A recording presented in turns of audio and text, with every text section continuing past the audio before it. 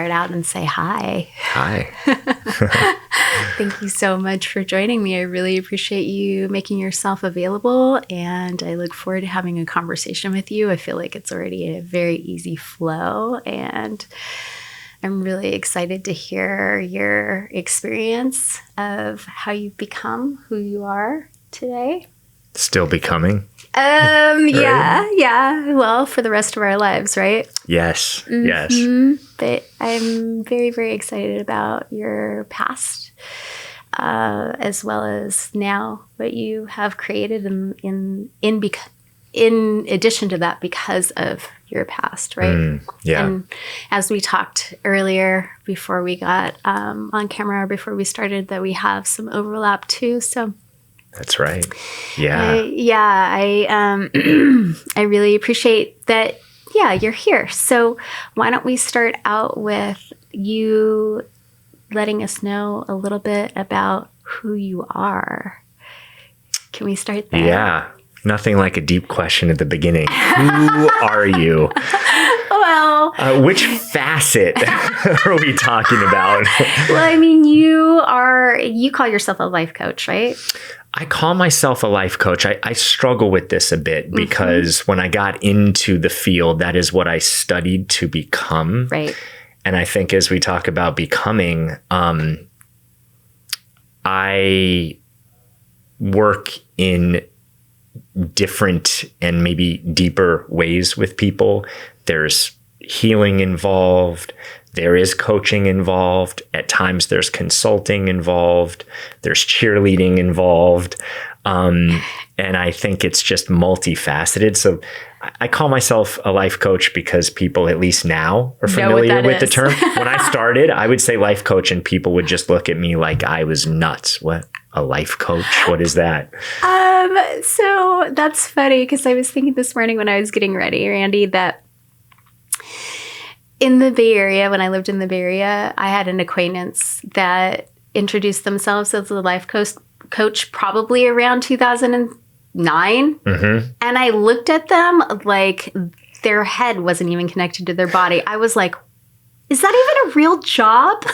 In my head, I was so judgy. Yeah. Yeah, because I was like, what does that person even do? That doesn't even seem like a real job. Like, I think there were plenty of people when I said that I was going to be a life coach that thought, let's see how long that lasts. Right. Sure, go for it. Yeah. You would be really good at that.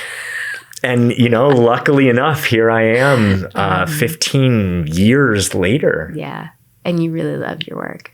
I really love my work as my work evolves. Mm-hmm. And I think the same thing is when I'm doing the exact same thing in the exact same way, there is pleasure in practice, but also, people are dynamic. And watching patterns can be similar, but different in how they show up. Mm-hmm.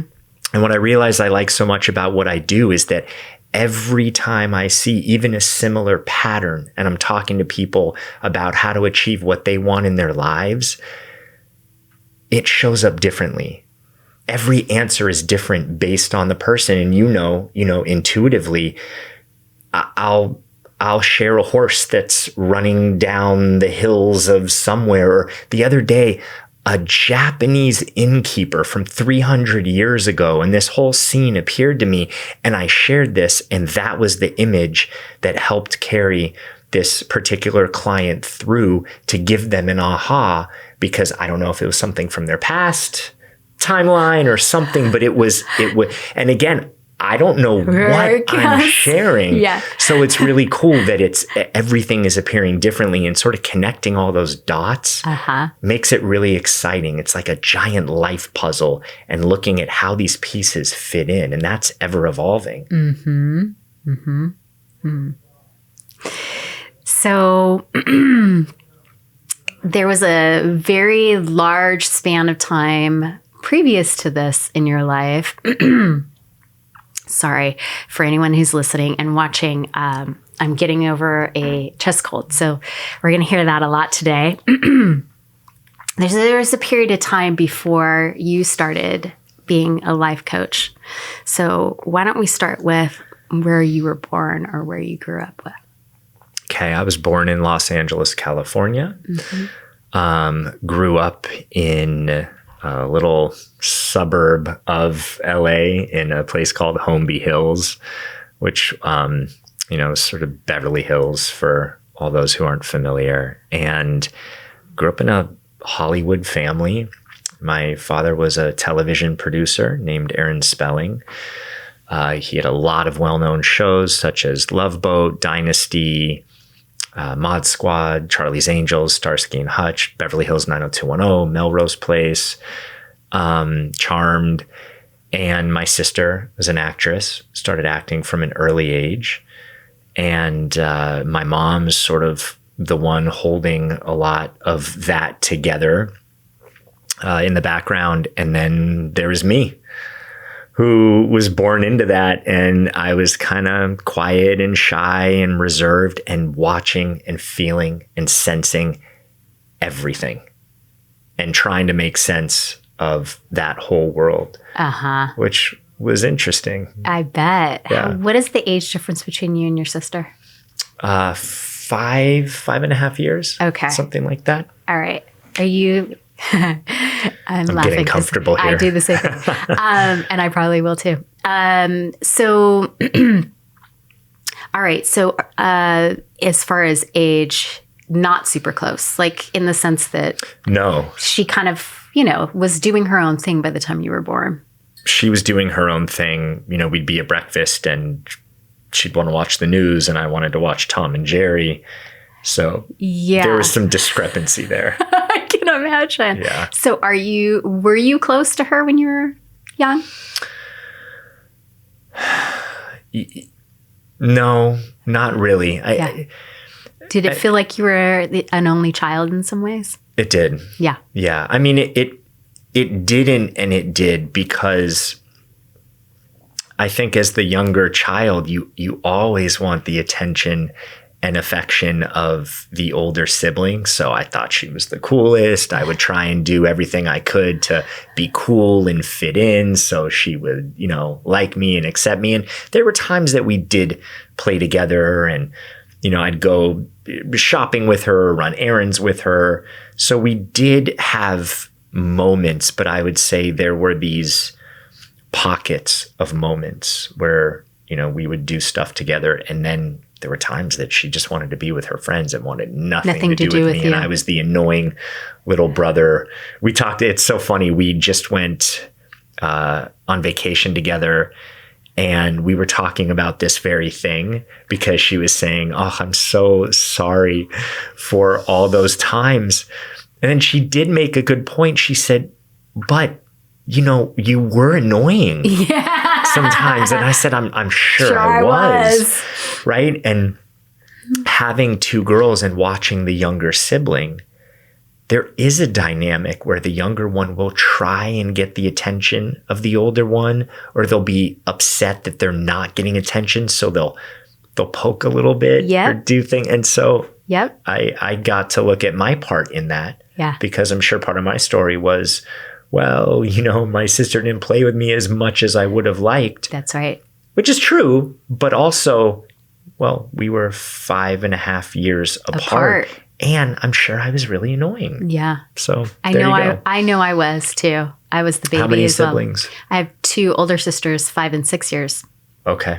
So same thing. That's why I asked you if you felt like an only child, because by the time, and you probably recognize this when you even coach people, by the time my parents got to me, they were in a very different place than they were when they had my two sisters, right? Mm-hmm. And so it's almost like, yes, we had the same parents, but they treated me differently, or they changed things by the time they got to me. And that created a lot of distance and separation because they felt like I got the benefit of the fact that they had kind of already broken through some of the rules or whatever. Everything was different for me. My parents really changed things a lot because in their opinion, they felt like they messed up with the sisters too.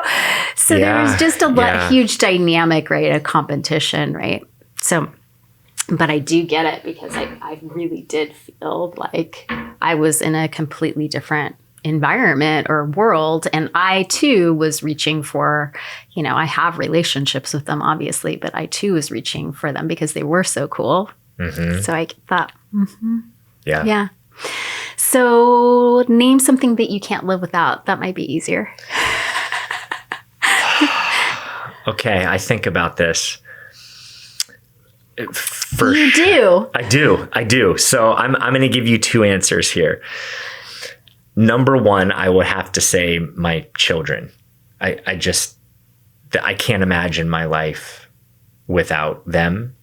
And, my heart just goes out when I hear parents who lose their child, their children. It just breaks my heart. So that would be, the most meaningful. Most non-meaningful thing would be my one espresso in the morning. I absolutely love it. And it's one little cup. And I told you I savor it for an hour. We were talking tea and espresso. I can't do a lot of caffeine, so I will sit and sip it, but I absolutely love it. Because of the taste. Because of the taste. And the ritual. Mm-hmm. Yeah. I got into coffee when I moved to Portland, and there's some good coffee here. There's some great coffee here. Yeah. And so, I just, there's something about, I will have I get my espresso right before I take both my daughters to school, drop them off. It comes with me in the car. The little cup? No, that's what I'm saying. People laugh because I have this tiny little cup holding this little handle, sipping on an espresso for an hour. How old are your daughters? 11 and 10. Ah, such good age. Yeah. Mm-hmm. Just starting to go into the teenage years, though. Yes. Good luck. Thank you. You're welcome. I think you're going to make it great. Thank you. Based upon the base of information and knowledge and wisdom that you've accumulated. But I mean, that's the hope, right? Yeah. But there's always blind spots. There are. Yeah, you can't be prepared for everything. Mm-mm. And there is no handbook. There is no handbook. Yeah. Right. And if, you haven't discovered all of the wounded aspects of you or done all of the work yet, which none of us really will until, maybe we pass or choose a different lifetime. But the point is that in this one, we're still always passing that on unless we're super conscious about where we are. Yeah, that's the most mind-blowing thing to me about parenting my own children and watching all the different dynamics and patterns and idiosyncrasies and different things that get passed down. And even if it's not directly from me, I see some of my father, my mother, my sister, or my wife's family. It fascinates me. Me too. And maybe you see this a lot, right? In looking at people and families and patterns, and it's there. And so I have a question for you. Yeah.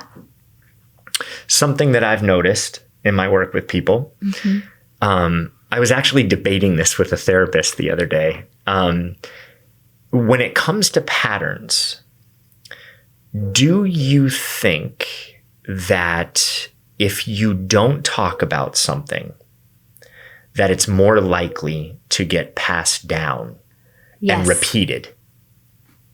Yeah, I do. I think the more that you try to hide it or stay away from it, the more it follows you around. Mm-hmm. Yeah. And my experience, or my direct experience of that, is my father didn't talk about his upbringing at all. I knew nothing about him until I was an adult. And as a matter of fact, in conversations, a lot of times the people around him knew a lot more than me because he chose to hide it.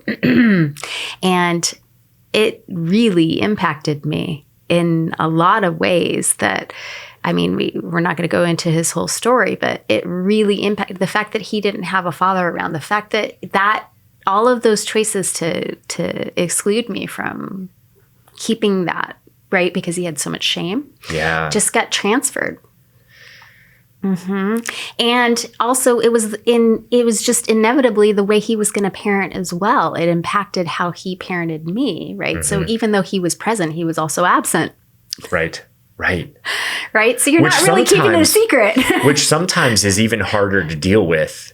Right, because it's one thing if someone isn't there at all, and it's another thing if someone is there but not there. Because it's more confusing. Yes. At least if someone's not there, you go, okay, my parent wasn't there. I know why I have a void or a wound. But when someone's there and not there, it's hard to reckon that, isn't it? Oh, yes, absolutely. I would say that is something that has directly impacted every relationship that I've ever had with a man. Yeah, that's something that I still am working on, and I'm turning 50 this year, right? Yeah. So, yeah, I think I'll be working on that void, for lack of a better term, for the rest of my life. Okay, so here's something too. I have another question. You can ask as many as you want. Do you think, or do you see this in your work, that people have maybe, let's say, 1 to 3 things? I'm going to call them issues, but let's say things that are the Achilles heel of the lifetime. They are the wounds, the not enoughness, the abandonment, those things that will come up in various ways throughout life.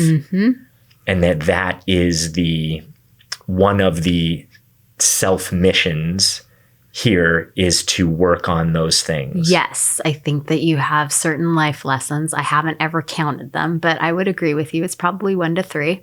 I haven't really looked at it that way, but it's an interesting perspective. But I would say that, yes, you have, I mean, if you could go into astrology for a second, you have your Chiron and your astrology chart, which is your wounded healer, right? So you definitely have certain lessons that you came here to overcome. You just don't remember the fact that you agreed to that. And you're out here in virtual reality trying to work that shit out every single day. Yes. Yes, I would say for sure that once you can identify those, I think that you get to the bottom then of all of the contributing patterns that come in alignment with that, right? If you can access that, or you're willing to look at it clearly, right? I think you and I have some overlap here when it comes to self-worth. So if you recognize that at a deep core level, how that's manifested in your life and all the choices that you've made because of it, and the way that you thought about yourself and the people that you surrounded yourself with and the relationships that you chose, yeah, absolutely. You can start to unravel or unwind that story and start to heal. Yeah. And choose differently. I completely agree. I think it's really something that's common that I see. I know I've done it so many times. Is okay, now it's done. I'm here. I've got it. I'm here. I got it. I totally get it. Right. I'm at the bottom of the tea mug. That's it. That's all the tea. I've gotten this. I've done it out. And then there's another level and another level. Yep. It's like playing, Mario Brothers or Donkey Kong and then going, oh, still the princess is in another castle. It's another place. Like, oh my gosh, how many levels are there? But the reason why I'm bringing this up. I love Donkey Kong, by the way. Right? It's my favorite. I think that was the original Mario or something because there was a princess. And I think from Donkey Kong, I don't know this. I don't either. Any gamers out there will be like, no, he's totally wrong. But we had a Donkey Kong video game. And so that was one of the first video games I ever played. But I do think because so many people have come to me even later on in life, and they have been healers or therapists or intuitives, And then they'll be in tears and go, I can't believe this is coming up again. I thought I was done with this. Yeah. And what I realized, and I don't know if it sort of simultaneously brings comfort and, really? Yeah. You know? Yeah. Is this idea of let's just get comfortable with what we agreed to. Let's just get comfortable with it. It doesn't mean that we don't grow, evolve, change, shift. But what if I knew that this cup of tea and the contents in it, that I would have this in some form in my cup for the rest of my life? If I knew that, I could accept it. I could embrace that and go, okay, I'm going to stop trying to toss this out every chance I get because it's here. Right. So then I could make more peace with that, as opposed to going, I'm done. Oh, why am I here? Because it brings so much angst. Yeah, I agree. And I think that the older, I've been making this joke a lot lately, the older that you get, the more you think, or the more you realize, oh shit, I didn't know anything. I mean, if I look back at my life 2 years ago, I'm like, I thought I had it all figured out. Yeah. Still don't have it all figured out. Still don't. That's right. But I love that. That's really, that's a great visual. Mm-hmm.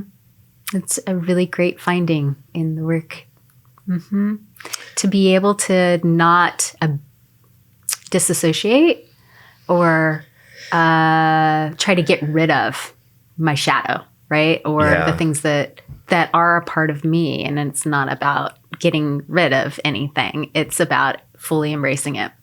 Yeah. I mean, look, I'm going to be honest here. I can't say that I love it. I don't love either. That, right? If there is not enoughness somewhere in me or a value or worth hole, right? And there might be various holes. Some, when I was growing up and in my 20s, the hole was this big. Yeah. Right. And now there's little holes that I can work on patching up. Yeah. I don't love that, but I've noticed a pattern in me where I'm kind of always looking for the finish line, and that there is no finish line in life. Mm-hmm. It's moving and changing. And when I don't look for that finish line, it's when I can be in process. And be more at peace, right? Or harmony. Yes. Because you're not fighting it. Yeah. You're not fighting your experience. Exactly. Yeah. Tell me something unique or interesting about you that only those close to you would know. Something unique or interesting is,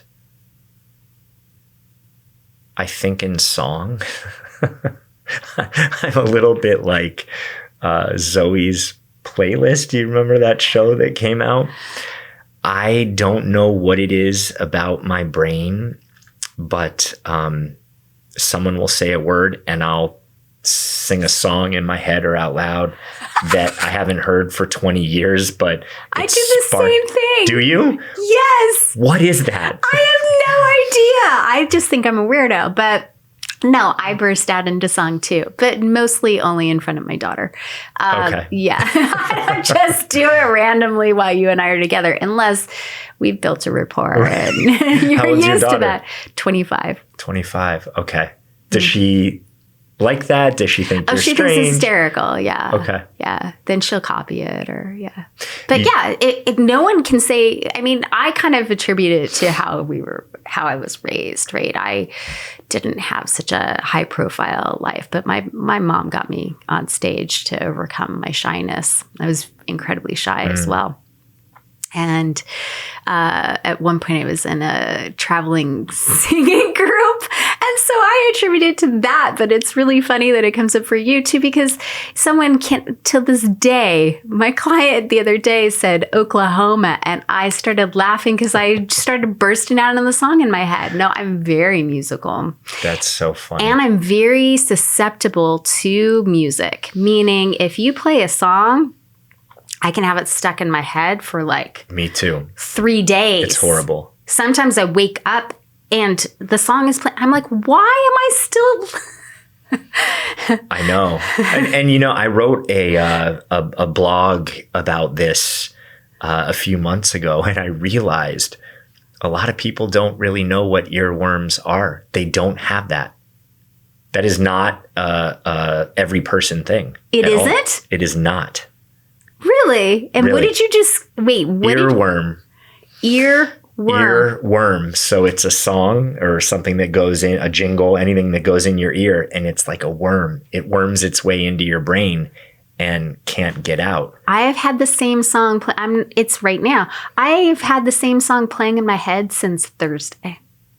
Okay, so can we delve into this though for a second? Yes. Because as always, I have a couple theories on this. Okay, go. I would love to know. Okay, two things. Number one, for the people who do have earworms, it's incredibly annoying and frustrating. But I think number one, you have to be very aware of everything that you're taking in. Yep. Because the idea, you are what you eat, for someone who is sensitive, yes, for someone who, you know, that might be a component, is the earworm component, yes, of sensitivity. Yeah, and I would agree. You have to be very careful, because if you have a song that's playing in your head and you're singing it without realizing what those lyrics are, you're then repeating that phrase.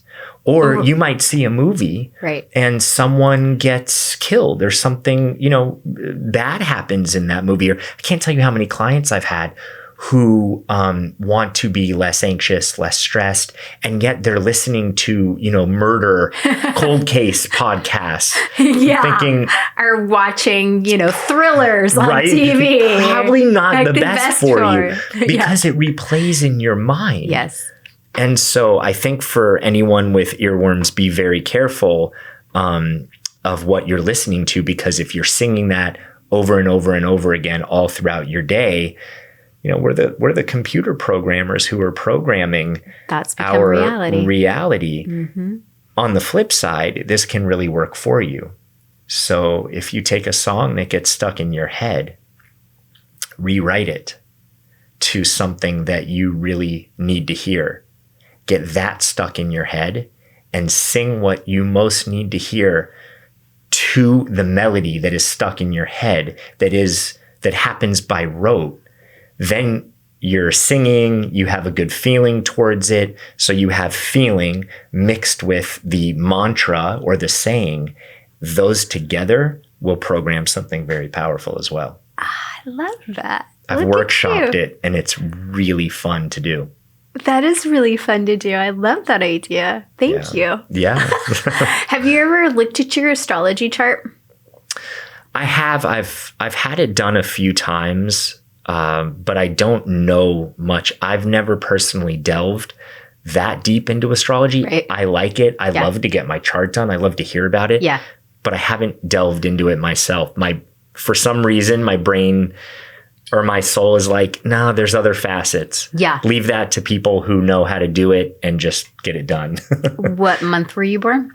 October. Okay, so you're a Libra? I'm a Libra. Okay. I'm just curious because I have a lot of water in my chart, mm-hmm. right? There's different elements. And so I always wonder if that's why I'm so sensitive or receptive. What month are you? I'm November. I'm right after. Oh, okay. So a lot of people with water in their charts tend to not have a lot of boundary. Yes. And are very flexible and have a lot of flow, right? Yeah. So I always wondered if that is a component of that sensitivity, right? Not to say that other people can't be, but it's almost as if I'm boundary-less. And I think that's a story that, you know, encapsulates my entire life, right? Is not having proper boundaries. Probably have some overlap there. Definitely some overlap. Something interesting. One of the first courses I ever did, a coaching program, I called it the sensitive path to success. And I was so scared to put this out because it was geared towards empaths. And at the time when I did this, empath was not the buzzword that it is now. It wasn't really even that popular. I think Judith Orloff was one of the only people who had written about that at the time. And I got to work with a lot of empaths. And it was amazing, Andrea, to watch how many people, when I would talk about boundaries, every single empath, sensitive, INFJ, everyone who was there throughout the years that I ran this would always go. They all identified as having little to no boundaries. Mm-hmm. And it was always a point of, yeah, I need better boundaries. Mm-hmm. So I think there's a lot of overlap with sensitivity and boundaries. Mm-hmm, for sure. I think it's funny. I'm an INFJ. There you go. So I had a feeling today that you were going to be not coaching, but you would be also analyzing me through this process. I mean, I'm not analyzing you, of course. That's too hard of a word. Yeah. But sensing, feeling, I mean, I love having conversations like this. It's very hard for me to do small talk. I'll do it, but it doesn't feel good to me. Unless someone else is a talker and we get going. Yeah. After a while, like, I just can't do this anymore. Yeah, I can't either. I think it's how we grew up. I can't stand it. Yeah. That's part of the reason why I don't live in Southern California, right? I like to visit, but I didn't find a lot of depth there growing up. I felt like a fish out of water. I always wanted to have the deep conversations. So, yeah. If you go back now or you meet people, do you find that it's easier to have deeper conversations down there or no? For sure. I just think that the priorities are a little bit different, right? We both grew up in Southern California, so I can't label every single person, but I would say that people's priorities are a little bit different. And for very similar reasons that you navigated north to Portland, I did the same thing because I felt that the focus of what Southern California kind of is who you know, where you live, who, where you're working, what car you're driving, all of those things. And it never felt right. I literally it felt like I had to cut off a part of me in order to exist there because it just felt very superficial. And I wouldn't say that I spend a lot of time down there anymore. And I think that I am grounded enough and secure enough that no matter where I go, I would have a conversation how I wanted to have a conversation, but that doesn't mean that the other person in relationship to that really wants to have that conversation either. Right. Yeah. So, I'm used to being a little bit unpopular because I tend to go deep, as you mentioned right away. Right. Yeah. And people are like, whoa, I wasn't ready for that. What, we're going to talk about my childhood now? Right. So, I love it. So no matter where you place me, nothing against Southern California. It's a very beautiful place, but no matter where you place me, probably it just depends on the environment. Yeah. What are you naturally gifted in, Randy?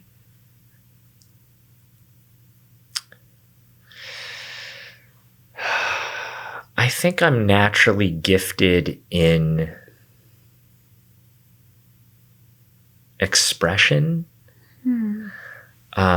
Let me figure out what that means. I just heard that word. I think, right now I'm volunteering to help out with the school play in my oldest daughter's class. And I realize whether it's reading a book and, being that character, I think my acting background definitely helps with this, is expressing myself or emoting emotion and talking about that, I think That is superpower. That is something that is really helpful. It's helpful in the work that I do. And also how to communicate with people. I mean, coaching people for the last 15 years, I've learned how to express concepts that, people read these self-help spiritual concepts in a book and they get it intellectually. Yes. Right? But they haven't embodied it. But they haven't embodied it. So how to take concepts and put it in a way specific to them so that they can embody it in their lives. I think that is my gift. Yeah. I would agree. Yeah. What is your favorite thing to do when you're expressing love? Wow, my favorite thing. What a great question. My favorite thing to do while expressing love is cooking. You love to cook? I love food. So I would say food and adventure. I really like to experience the world. So for me, I think, with my daughters and expressing love in that way, doing things, having experiences, really being present, sometimes just preparing a meal and sitting down and eating. There's something about sitting down. Maybe it's because, when I was growing up, my parents were really busy. And it was also the generation, I think, where... You were a latchkey kid. To a degree. Are you considered Gen X? I am considered Gen X. Okay. But I would say different than latchkey because the wealth and the means, right? We had nannies and we had people there. So it wasn't like we were completely alone just in front of the TV. Right. But still, your parents were busy, so they weren't busy. There. Right. My dad was in the office till 6, 7, would come home and be on calls. Right. My mom was busy doing all sorts of things in the background. Right. And so I really, really valued that family connection. So for me, for instance, over the weekend, we went to do an escape room, one of those escape games here in Portland. Did you? Yeah, we did Save Santa's Cheer or something like that. And because we had done one once before and it was really fun. So we did that and then went to dinner. And for me, doing something new and something different and fun together, I love this. And I feel like that is a form of expressing love. And then meals. Family meals. Sitting down together and just conversing. Yeah. Because that was kind of missing. Yes. Yeah. Isn't it interesting how we try to create what we didn't have? It is. I think it goes both ways. We either create what we didn't have, or there's the people who create exactly what they've had. True. It's sort of. True. Have you noticed that? Yes, for sure. There are other people that, don't realize that they're just kind of repeating things. Right. For sure. The less aware, right? Maybe. Yeah. Of their experience. Yeah, and I think now with all the healing that I've done, is that I can recognize all of the great and wonderful things that I did have. I wasn't able to see that as much before. Back in my therapy journey, and in my 20s, I got so focused on what I didn't have. Yes. And that became so big that was all of my story. Yes. All of my life was, oh my gosh, I didn't have these various things. And the more that I healed, the more I realized, oh, there were so many great things that I also had. How can I weave those in? So I weave some of the great things in, and some of the other things that were missing, I go, okay, great. I have a chance to create that. How wonderful. And I think, and we were going to touch on this anyway, because this is in my questions, I think also having the focus outside of you. I know that was my experience. And I was just telling my best friend recently that maybe, and age maybe doesn't matter, but earlier in my life, that when I was in the healing process, when I was going through therapy as well, it was really easy for me to look at my family and say, oh, well, that is the reason why I am the way I am, right? That person did this to me. That person did that to me. That person did that to me, right? And certainly we start out as the victim. But then also recognizing as I get older and you get a little more humble, you realize, okay, I didn't escape that unscathed. Right. That's also a part of who I am too, you know, just because I had so much going on in my family. I had a lot going on in my family because I come from a pretty large background of abuse. So, you know, in that experience, it was really easy to blame everybody else for what I didn't have or what had been done. And now through a reckoning process, I think that they're, you know, back to that harmony of recognizing, okay, yes, that happened, but also these were the things that I learned from it, or these were the gifts in that, or this is what it taught me, or that's, you know, what I've learned in retrospect, or that's, you know, how I'm going to now parent my daughter in it. You know, I learned various things, of course, and got some wonderful things too.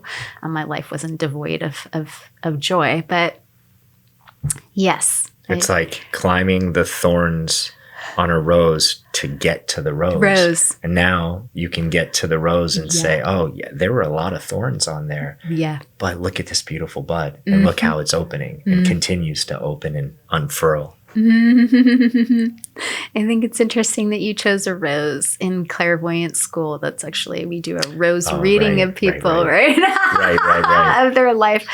So that's interesting that you chose that visually. You just channeled that down. What is your favorite thing to do? Oh, wait, I said that. What qualities do you most admire in a woman and in a man? What qualities do I admire most in a woman? Yeah. I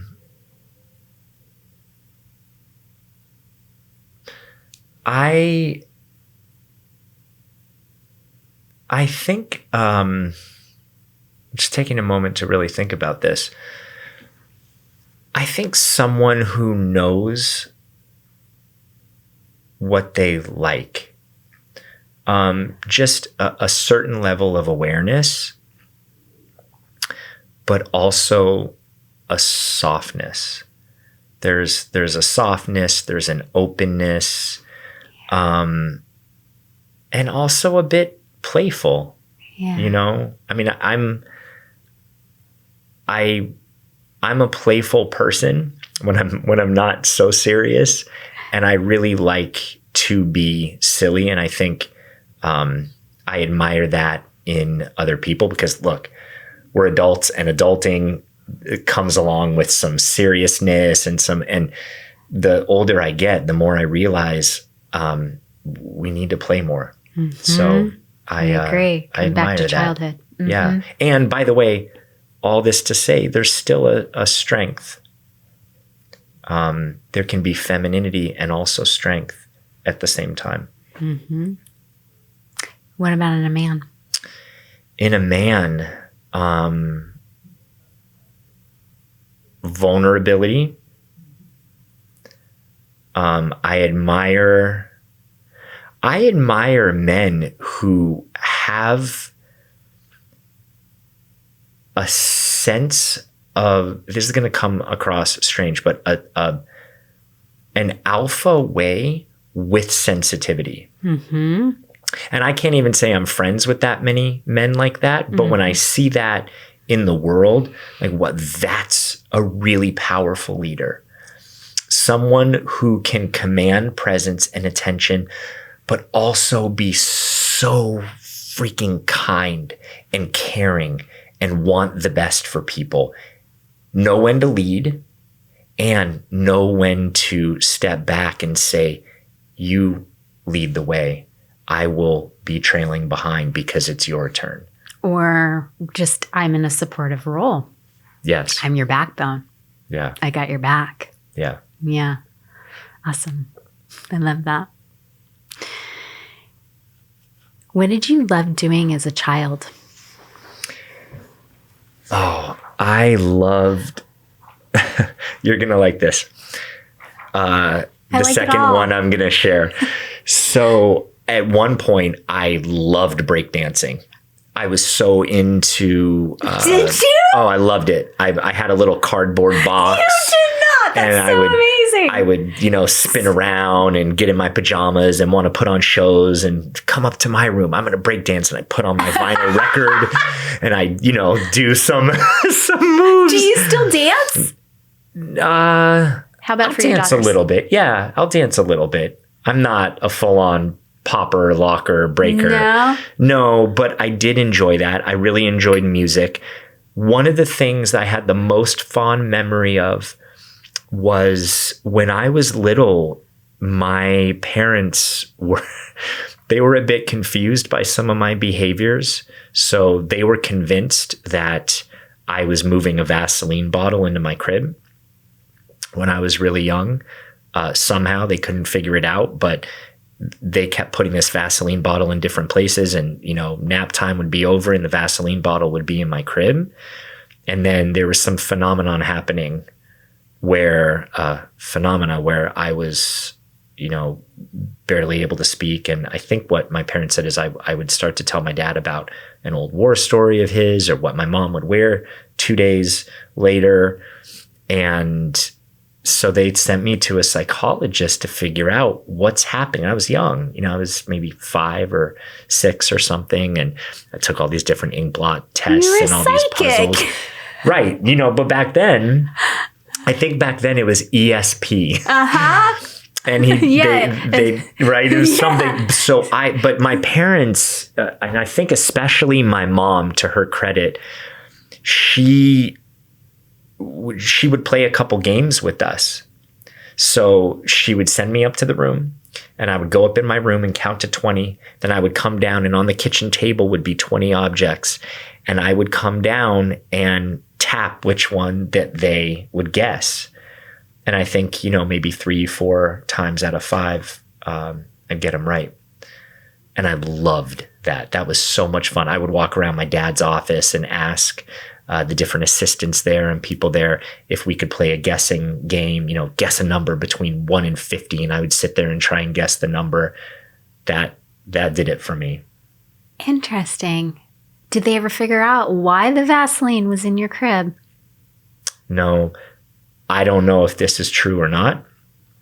Maybe I had some helpers who were helping me there, but I remember when I was really little, the Vaseline bottle had these ducks on it. And I think I could be remembering this incorrectly, but I think there were these blue ducks, or I don't know. I just remember these little blue ducks in a row.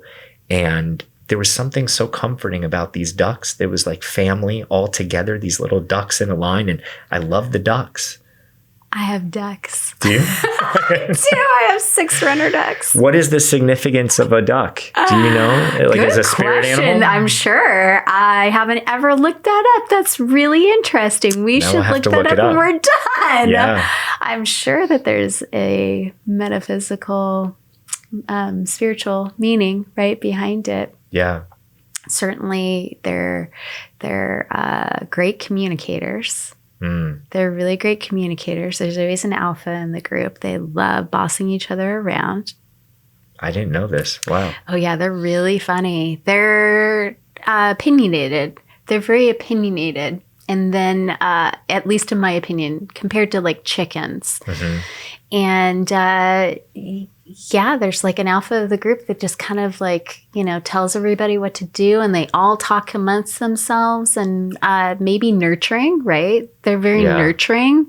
Even though there is an alpha, they're kind of guarding them all. And as you saw on the Vaseline label, right, there's a head duck, and then there's the ones that follow, essentially, even if they aren't babies. Yes. They all stick together. They're a flock. I think that's what I liked. They all stick together and they're a flock. Yeah. Yeah. I was looking for the flock. You were. So that was I was too. The energy of the Vaseline, at least what was on. I don't know if Maybe I just love the Vaseline, but I think it was Yes. the picture on it is what I remember. Yes. Yeah. And that you were craving that and trying to cultivate that. Yeah. And I was trying to as well, especially as I became an adult. Okay. Tell me a childhood memory that you've never shared with anyone. That I've never shared.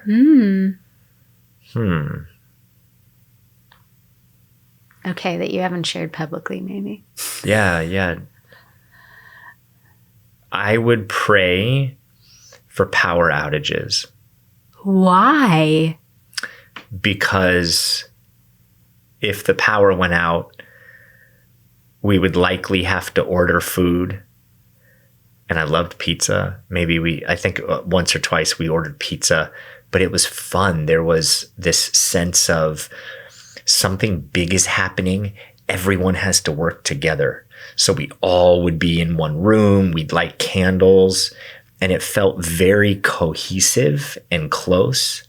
So that was exciting. There's a little bit of adrenaline, a little bit of stimulation, but the outcome was that we got this more intimate setting where, there was candles and food, and we would all sit together and experience that. Back to the meal. Yep. Yeah.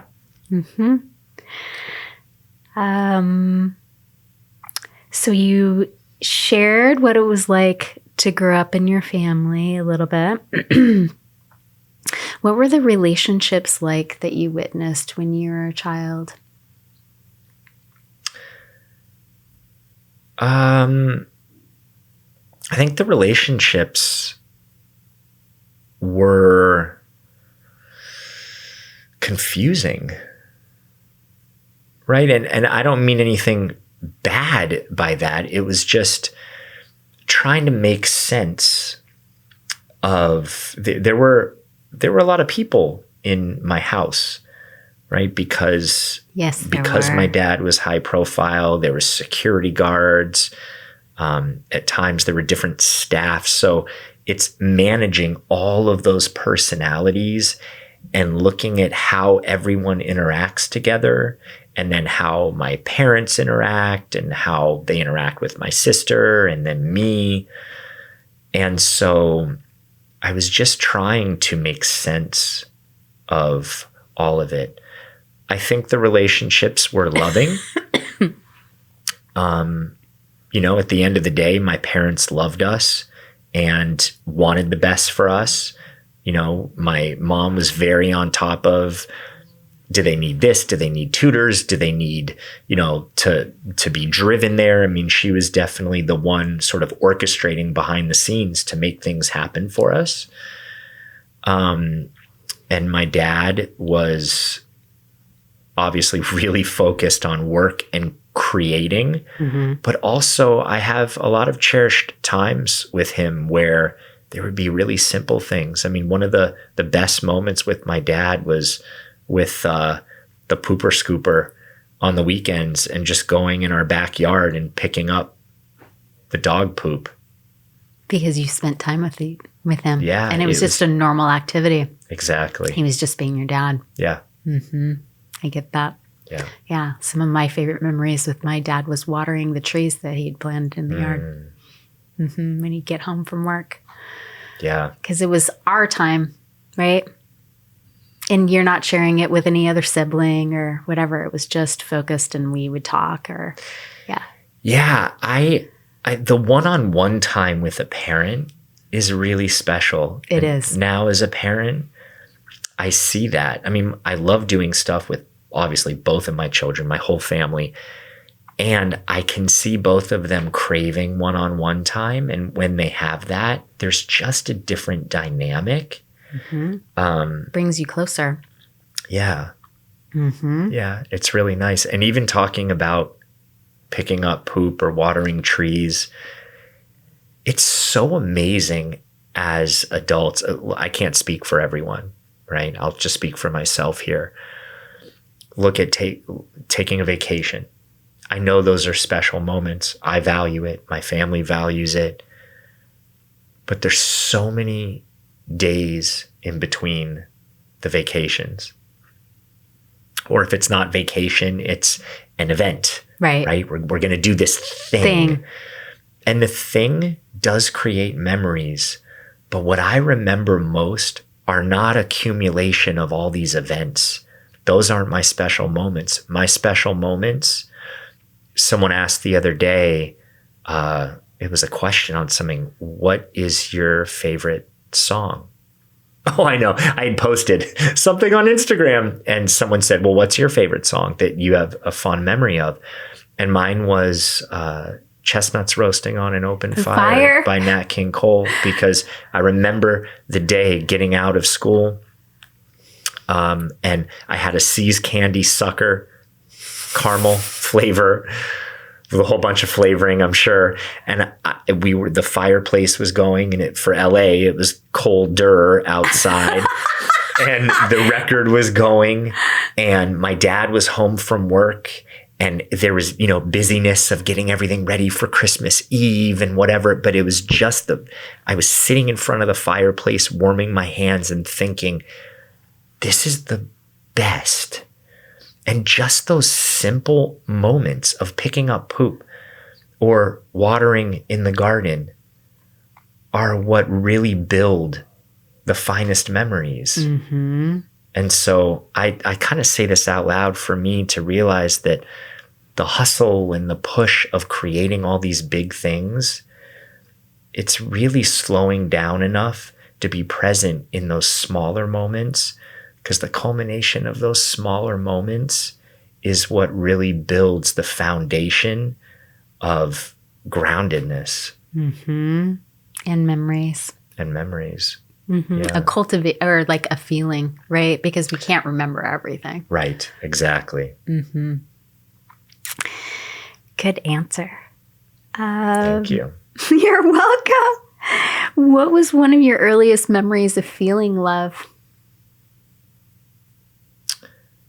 One of my earliest memories of feeling love were the times that I'd have a headache. I got headaches as a kid. Hereditary, runs in my family. And I remember it'd be late at night and my mom would come in. She'd actually come in and rub my forehead, and she would say, "You have a third eye." And she'd whisper it, "You have a third eye. You have a third eye." I have to ask her, I don't know where that came from, why she did that, but I feel like she was being really intuitive in those moments, because it would calm me down instantly.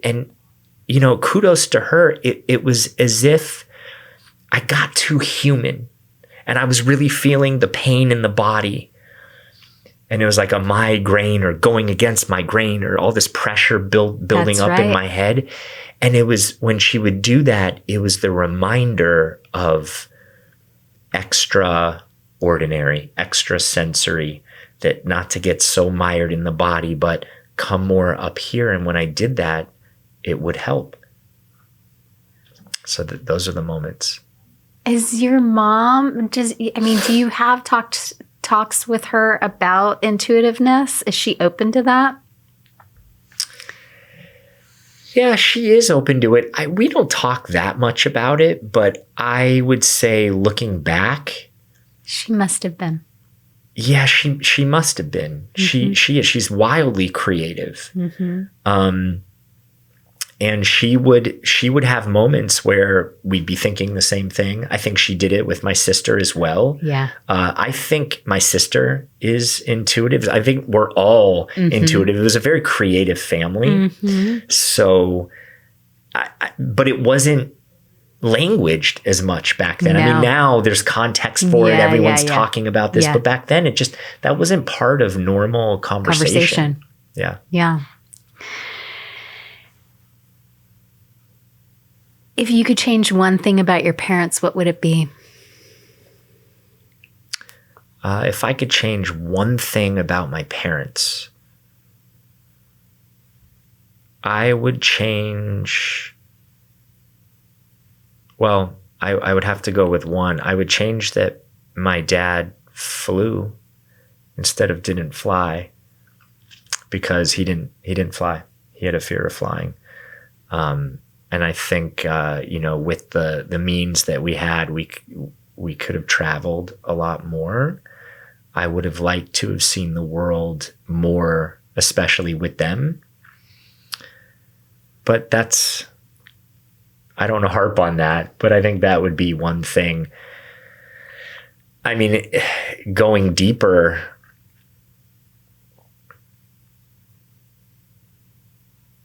I think I would change the conversation around money, in the fact that I'd want to talk about it more. I think we talked about this earlier today, is when things aren't talked about in the background, it's kind of like sex. When that's not talked about, then it becomes embarrassing or shameful. And I think the same thing with money. Sex and money, we all have stories around it. And beliefs. And beliefs. And I think talking about that, like, I would have loved to have talked with my dad about how he viewed money. Someone who made so much and can produce so much. How did you view money? I never got a chance to ask him that. Was it a big deal? Was it not a big deal? Did you feel that you could just make it hand over fist? And with my mom, who's very money savvy, right? I mean, she's great at investing and she's just good with money. Again, how do you look at where to put money? Or, when you would buy art, or how do you view money? I think those conversations would be really helpful, because that's been a big point of stress in my life, is money, how I view it, my relationship with it, the importance I give it or don't give it, all of that. I agree. It's like the missing dad, right? Yes. Mm-hmm. Yeah. Because that I feel like the rest of my life I've been catching up to that, whereas other people may have experienced that with a parent. Yeah. And so then you're resourcing that, right? Through other people or programs, or through educating yourself further through reading books about it or whatever it is. But you're constantly trying to accumulate the information that potentially you could have received from a parent that was at a much, they were at a different place in life. They had a lot of wisdom to share. Right. And filling in the blanks. Yeah. I feel like a lot of times you're resourcing, like you said, outside information, and then taking that based on what you think about your parents, your side of it, at least your experience, and then taking that and filling in the blanks as to why things happened the way that they did, or why certain things were done, ways you may have been treated, ways that things were talked about. And so I think having it directly from the source and understanding in terms of, for me, the money part is just not having to fill in blanks. Yeah. And like it's missing. It's missing. Yeah. I don't know about you, but the other day I caught myself doing this. Someone didn't call me back. And for some reason, I don't do this often. It's like, oh, did I push too hard? Did I say something that wasn't right? And my mind started trying to fill in all those blanks. And then I thought, whoa, what is happening? Yeah. I just got tied to a horse, and that horse ran 100 miles an hour, and I'm down the beach and I don't even know what happened. And I'm spinning out of control, trying to fill in blanks. None of that could be true. Yeah. But it's just an old way of, oh, was it me? Was it something that I did? Yeah. Yeah. So I would like to have that information. Yeah. You and I are probably both anxious attachment styles. Yeah. Yeah. Definitely. Where do you feel your addiction began and why?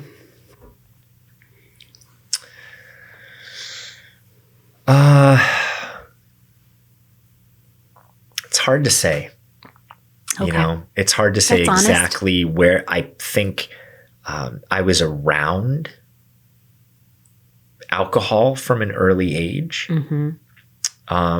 Is that how it started?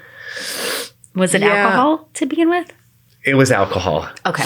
To begin with, yeah. I mean, it was just very normalized, right? My dad had a drink almost every night coming home from work. He was, again, of that generation. And so, you know, we had a bar, there was alcohol. I actually poured drinks for my dad sometimes because, you know, they'd say, oh, he's coming home from the office. And so I would try and get everything ready. And it was a fond memory, but it was normalized, right? I'd go to rap parties and the cast. I remember when Beverly Hills 90210 became really popular, and I was maybe 13 or so going to the rap parties at the end of the season. And, you know, the cast members are 18 up to 20 something, and they're all drinking.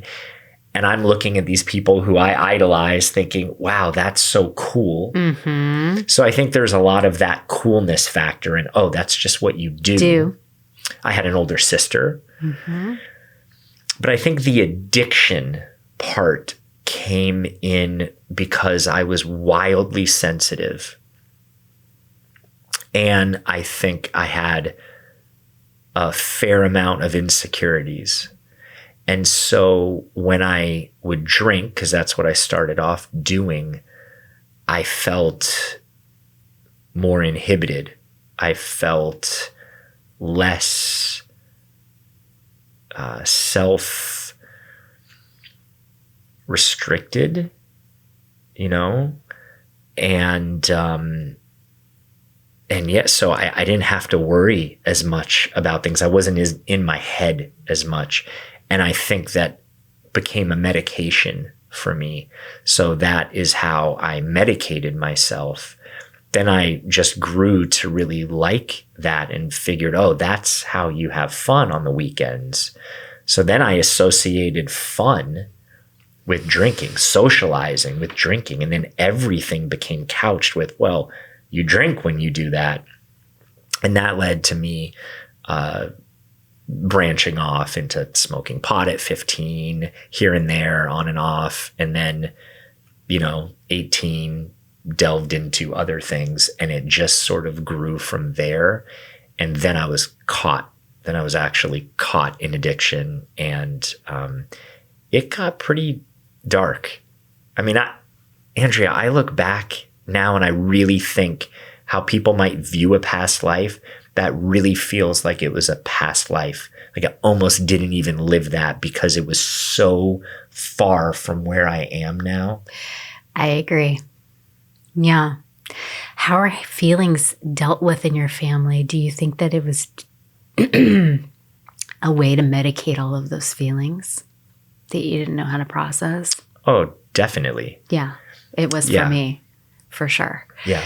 Because I got the messaging consistently. I'm the most sensitive in my family too. And it's funny because my dad just told me, I'm going through a divorce. My dad just told me recently, he was a deputy district attorney, right? So he told me the other day, stop feeling about this, right? Stop getting emotional about this. Right.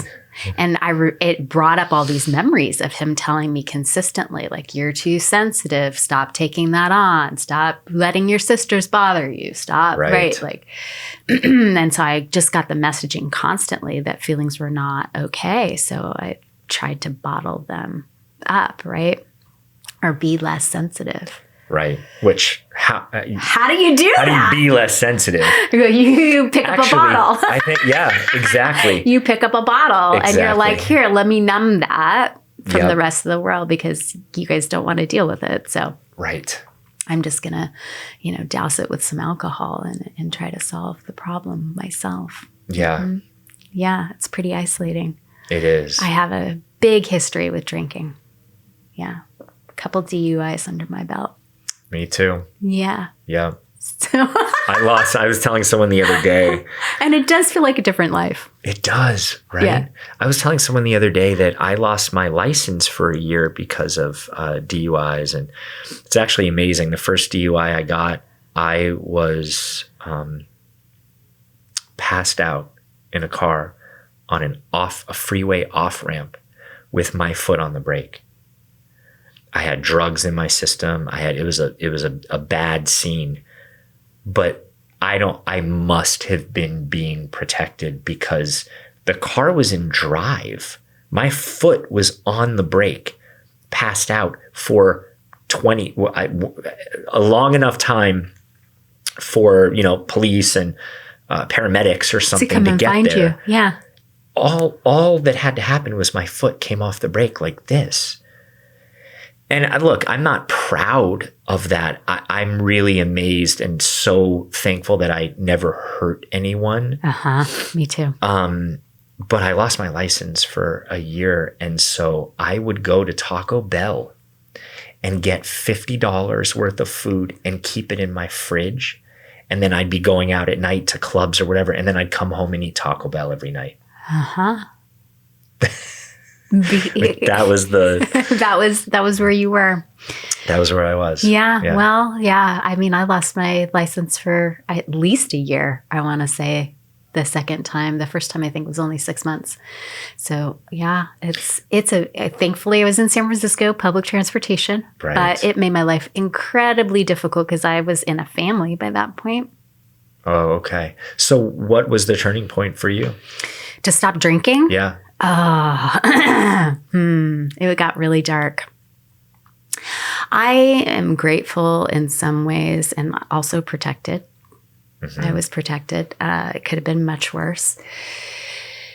I think because for me, it was a turning point for me because I was so isolated with the experience. And the only person or the only people that really helped me through that were the people that I was required to go and see. So I got the maximum penalty and sentence. It happened in Sacramento. Oh, okay. Incredibly conservative, right? The cop was yelling at me the entire time. Well, he wasn't even a cop. He was a California Highway Patrol about how irresponsible I was. He was lecturing me the entire time I was with him. And the sense of shame, I think, from doing it again, knowing better, growing up with a father who taught us all about that, right? Right. And then the fact that I was in a marriage at the time with somebody who was absolutely incapable. Talk about choosing relationships, right? I chose somebody that was emotionally abandoned me through it. So I was completely alone in the experience. My daughter was probably, I don't know, she was maybe 11. I have no idea. I'd have to go back and think. But, you know, she's maybe in junior high. And just the fact that I had the right support around me through the program that I had to go through in order to get my license back, right? And I had a social worker that I was meeting with regularly, and she would not deal with my bullshit. And I think it was a rock bottom process, right? It was just a way of saying, okay, well, this can't keep happening. I'm going to kill myself. I had multiple opportunities that could have potentially happened. Yeah. And I credit that woman. I credit that woman for parenting me through it in a way that my parents had never parented me through that. And no one else in my life was capable of doing. She actually modeled ways to deal with the pain that I was in and really called me out on it. So you could say in a way she was my first life coach in some ways. Yeah, she was a teacher for sure. Yeah. So that was my turning point. I knew that I had an unhealthy relationship with it. I knew my whole family did. Very similar. And how my family dealt with it is, you know, my mom prided herself on the fact that she'd taught taught my dad not to be an alcoholic by, locking him out of the house one night. So through his experience, right, that he never picked up a bottle again. So again, that secret, right, of, well, we just don't drink. It didn't teach me to have a healthy relationship to it. It just was like, oh, well, we are just going to omit that and cut it out of our lives. And you'll never be around it. Right. There's no healthy behavior or habits to replace it necessarily. It's just, okay, we're going to cut that off and not talk about it. But I think even in, programs such as AA or 12-step or whatever, they talk about that, right? About being, I forget what it's called, like a dry sober or something. Yes. There's a term where someone's not doing it, but they're not helping themselves in any way. They're not either going through a program or seeking out some sort of therapy or spiritual help or anything like that. Yeah.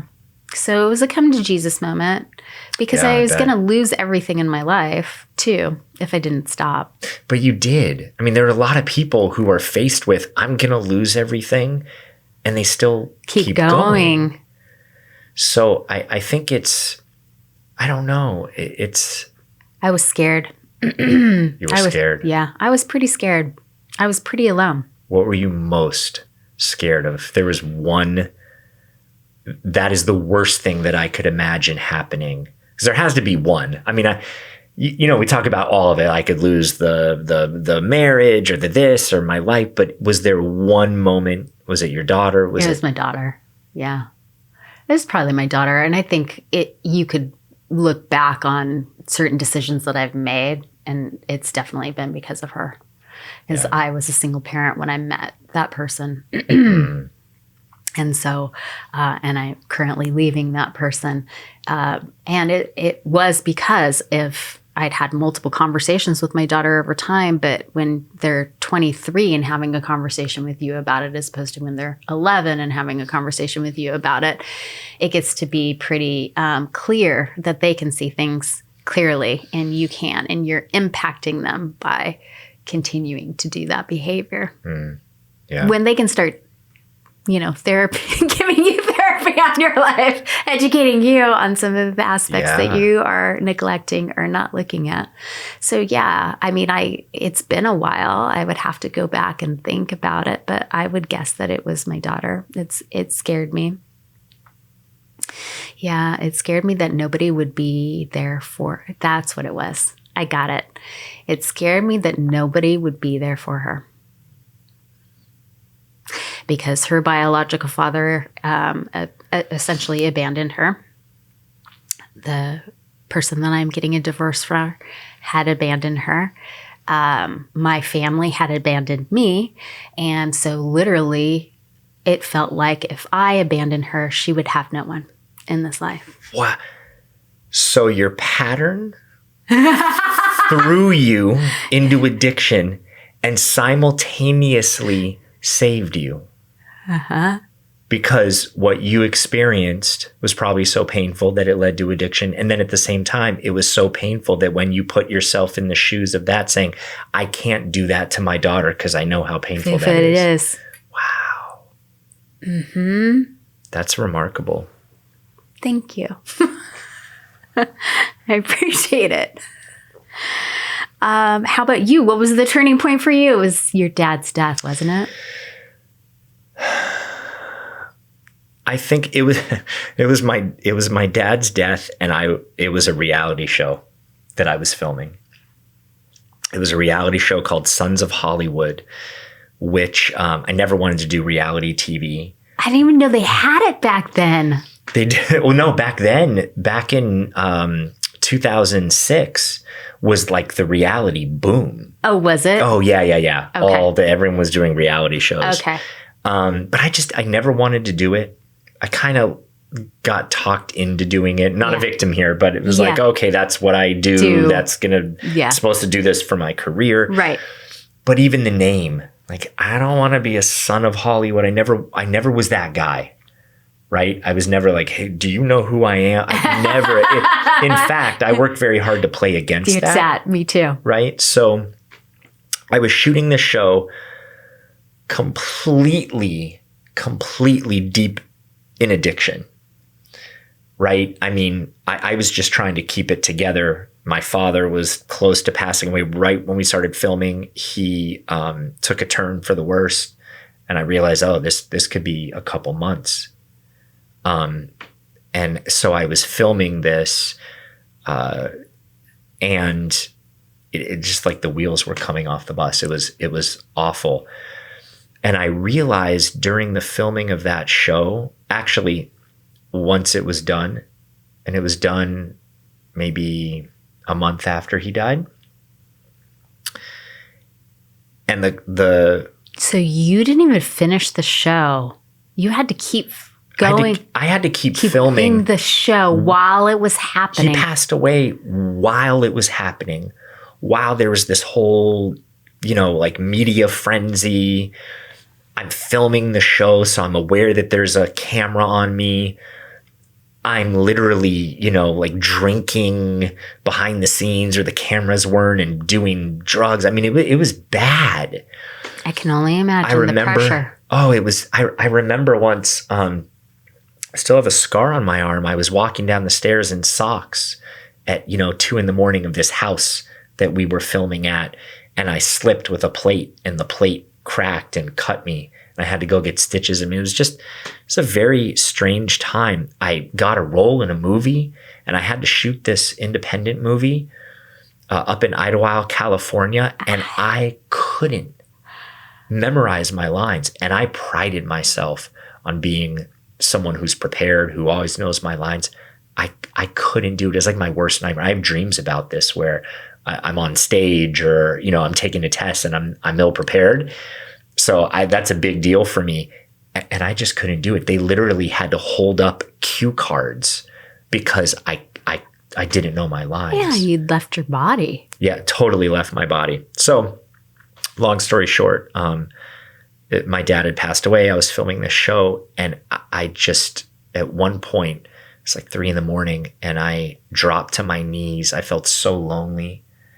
And I thought, I don't want this anymore. I'm done.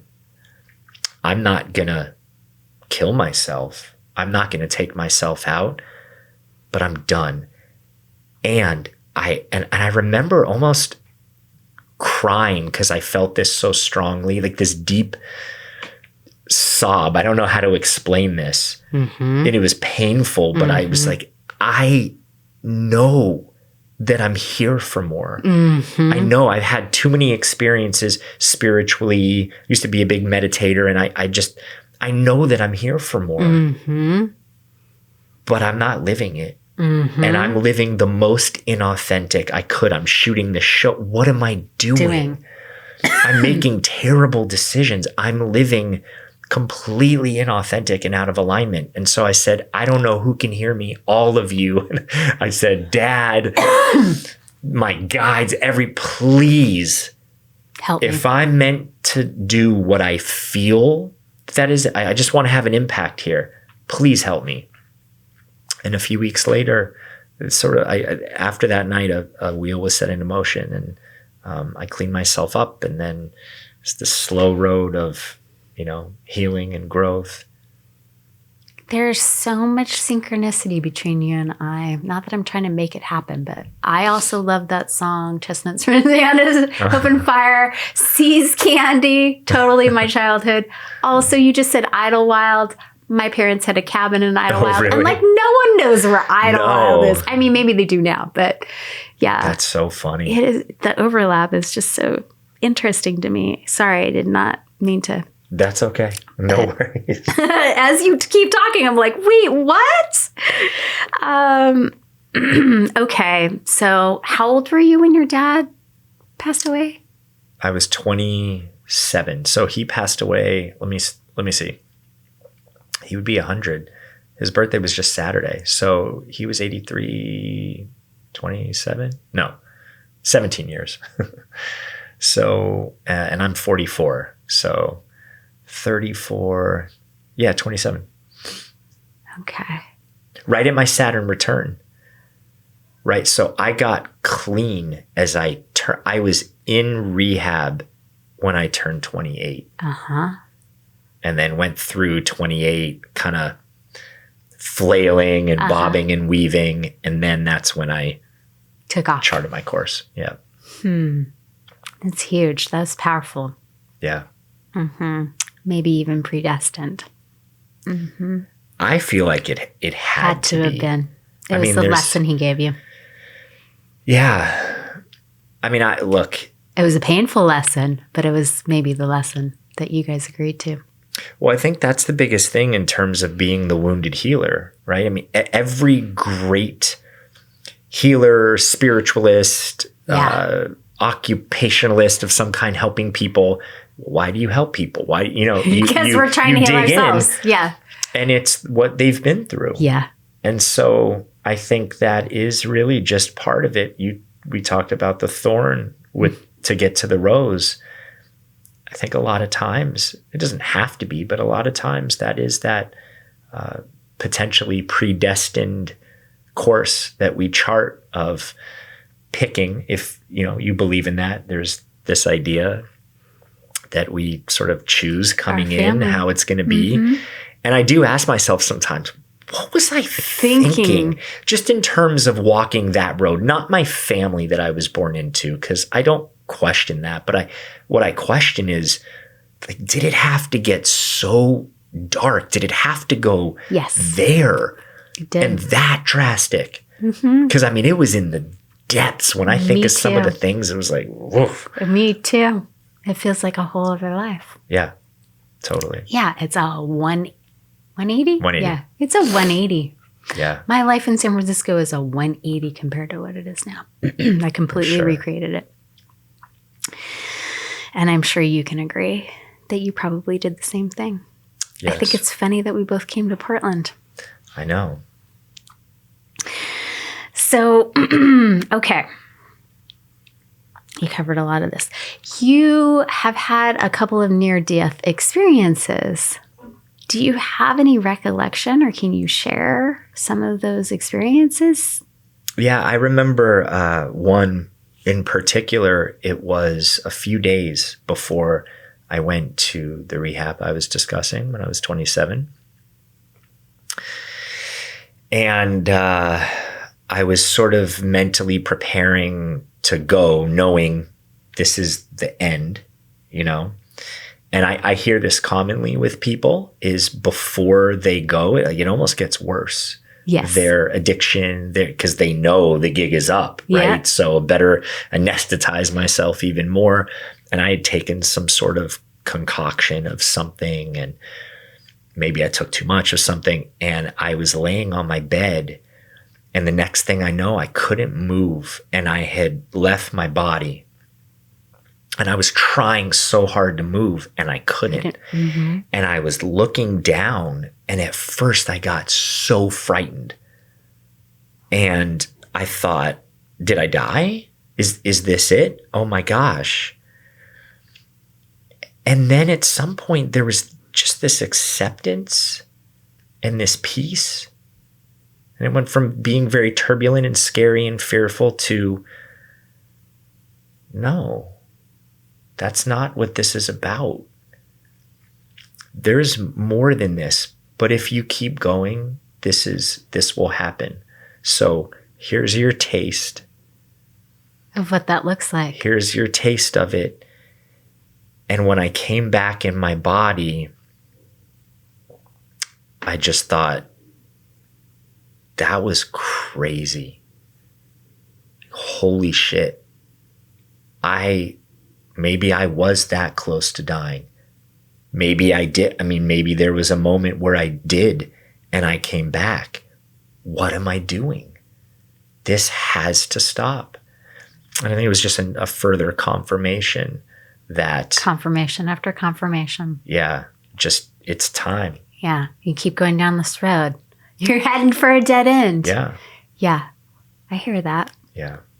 Do you remember... I mean, did you have any conversation other than internal dialogue to come back? I don't remember. Okay. What I do remember, and it's kind of fuzzy and vague, as if it's a dream from last night. Like, wait, there were some details. Yeah. I think at some point there was this window where I was scary floating, and then I wasn't trying to move anymore. It's like I was kind of still there, unable to move, and then I really floated out and realized, okay, this is what's going on. And then there was this, I want to say it was like a 30-second window. You just see 3 zeros of time to go back. And I was, okay, we're going back in. And I was a little hesitant because I had felt such a deep peace momentarily of not being in the body, of not being confined, of not being trapped or chained. And I just didn't want that to change. But yet, I wasn't ready. So I think there was a decision, and I made the decision to go back in. Put me in. Okay. I'm ready for the next half. And yeah. Mm-hmm. So now you've been cultivating peace ever since. That was your turning point. What was your turning point? What was that night at 2:00 in the morning? It's hard to say. You know, I think it had been building for a while. I remember being at a nightclub, I think even before my father passed away. This is maybe weeks before, a few months before. And I remember saying to a friend of mine who I would go out with all the time, and we'd end up drinking and whatnot. And I remember sitting in the lounge and drinking and saying, and we were overlooking everyone dancing. And I remember saying, is this it? Is this, are we going to do this for 1 more year, 3 more years, 5 more years? Mm-hmm. Like, I don't want this. And so I think that started the ball in motion. And then me living the most inauthentically possible in front of a camera really highlighted more than anything. I'm way off. Even though I probably wasn't off course, I feel way off course. I have to get back on here. Mm-hmm. Yeah. And then my father passing away, I think really was the nail in the coffin, so to speak, of this is it. No one's going to save me. Nothing's going to magically be different. Yes. Like, unless I do this and take those steps forward, this is it. Yeah. No one's going to save me. Yeah. Mm-hmm. I've come to that conclusion myself. It's a hard conclusion to come to, especially when you grew up in fairy tale land. Right. Yeah. Right. Yeah. I think when you're indoctrinated, I mean, I'll talk about my own experience. When you're indoctrinated with, I mean, my mom was in love with Disney and her dad helped build it.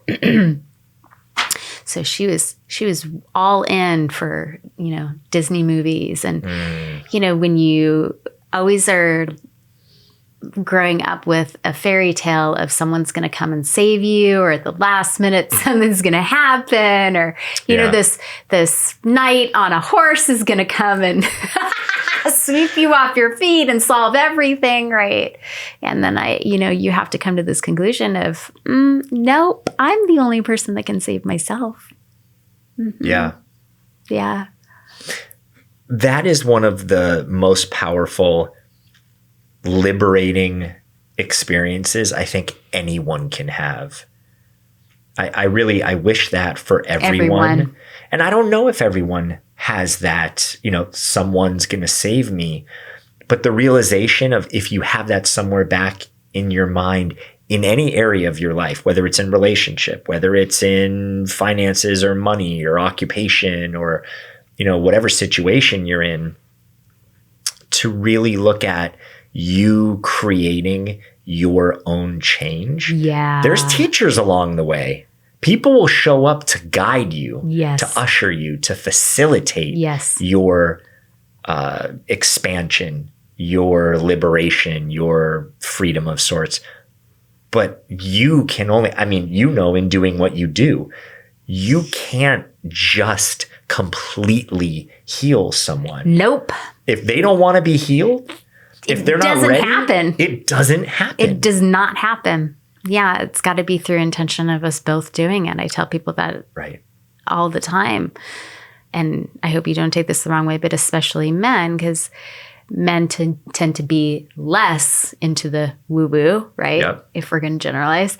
And so I regularly say, you don't necessarily have to understand, or maybe this isn't completely aligned with all of the beliefs that you have because, you know, maybe you're an atheist, maybe you know, are more science-based, whatever that might be. Mm-hmm. But if you're at least open to the experience of what it is that I am doing, then through that intention of you being open and willing for change to happen, then it can. But the more that you block that, right, the more that you're like, this isn't going to work, or I don't know what she's saying, or whatever your beliefs are around what it is that I can help you through, your higher self is not going to let it in. You know, the only way in is through that openness or receptivity. Yes. Yep. Mm-hmm. Absolutely. Mm-hmm. Okay. Let's see. We covered a lot, but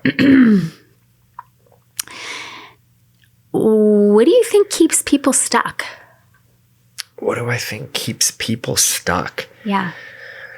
The image that they keep in their mind.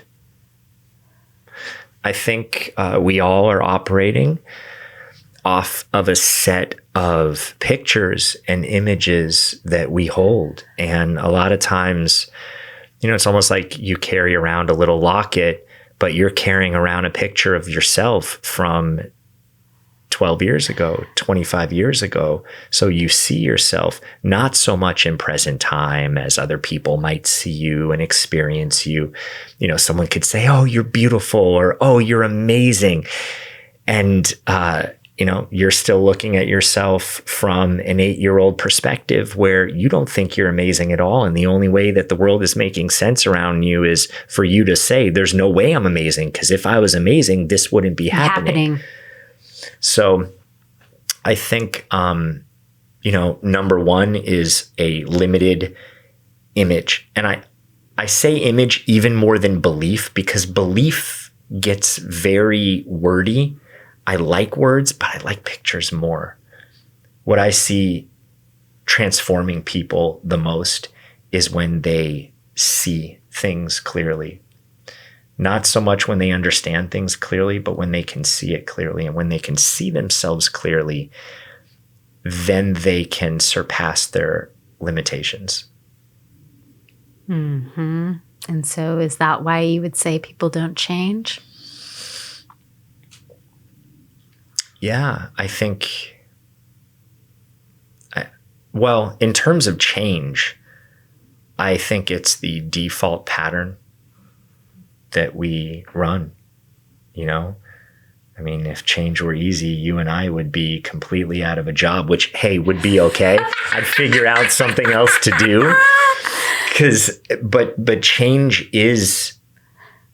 can be really hard, because you're not just changing, okay, there's something that I want to do and I can't do it. Let me just change the way I go about it. You're changing ancestry and the way that, you know, family went about doing it. You're changing the way that you associate with the world, the way that you see things. You're changing all of that.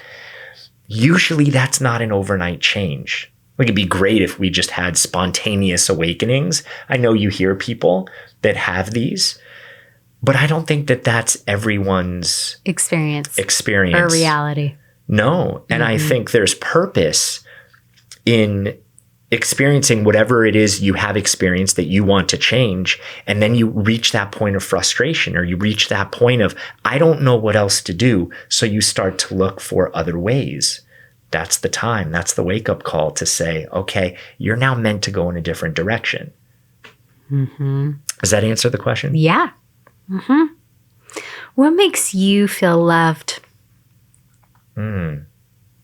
I think appreciation. I mean, just, I guess this is a love language, but words of appreciation or love, that's definitely nice. Gestures, it can be a little thing, but when someone does something and takes an action instead of just saying, I think that's a big one too. Yeah. Mm-hmm. When their words are in alignment with their actions. Yes. Mm-hmm. What has been your greatest lesson in love? What's been my greatest lesson in love? Mm-hmm. What kind of love? I feel like there's so many. You're right. Self-love, romantic love, parent-child love. Maybe I shouldn't separate them, but... What's the first thing that came to mind?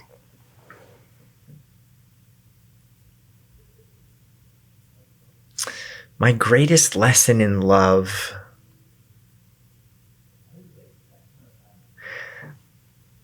the first thing that comes to mind is that there's so many different forms of love. And I remember once sitting in a therapist's office and they were saying, well, you really wanted unconditional love. And that feeling's so validating. And then at a certain point, that theory is very limited because we're human. And love is conditional. It can end at any time. Right. I mean, there's conditions. So to try and put something that is sort of non-human, right? Like maybe a higher power or force or whatever loves unconditionally, but we're human. We don't know that. So then to think, oh, well, I should be loved unconditionally immediately creates a chasm that can't really be filled because you're trying to get someone to then love you unconditionally who can't do it. They're always going to fall short.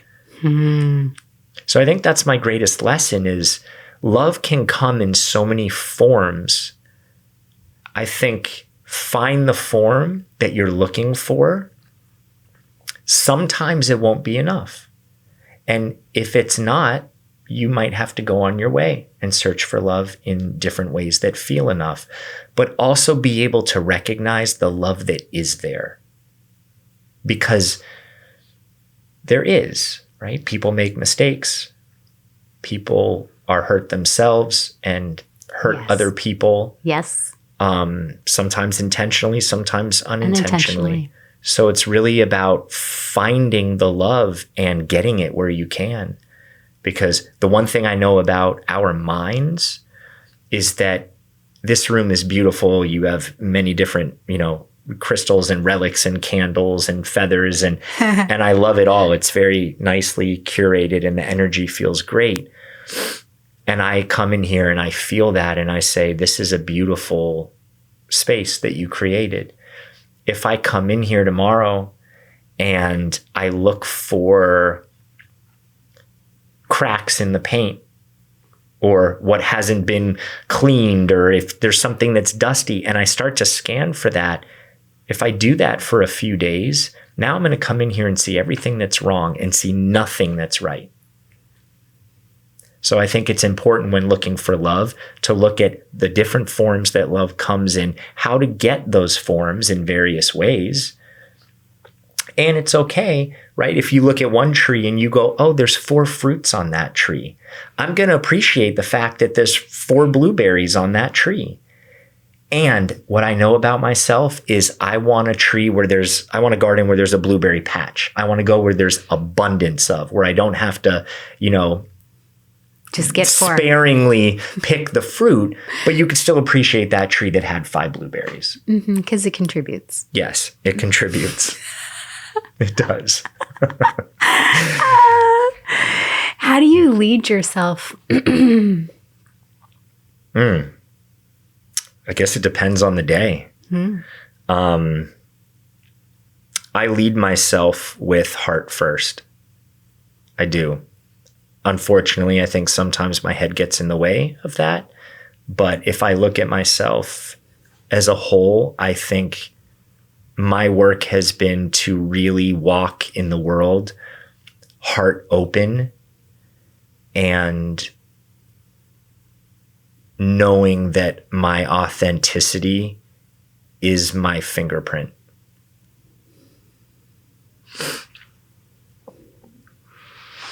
You say some really profound shit. Thank you.